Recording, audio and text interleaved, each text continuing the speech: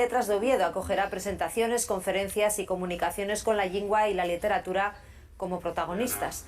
Entre los ponentes hay relevantes figuras de distintas universidades. Además de la de Oviedo, figuran filólogos y especialistas de la Universidad de Viena, La Laguna o Sevilla.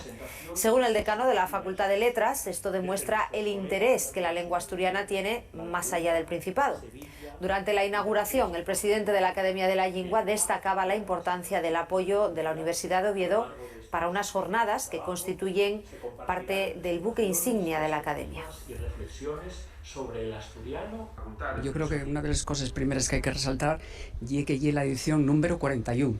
Entonces, hacer, y una convocatoria anual, hacer todos los años, año tras año, pues una xunta internacional de importantes estudiosos de la lengua asturiana en el sen más amplio posible, yo creo que de por sí ya es todo un éxito, ¿no? Un programa muy interesante para toda la gente que tenga algún interés por la investigación sobre la lengua asturiana y para la gente en general que esté preocupada por la propia lengua asturiana, ¿no?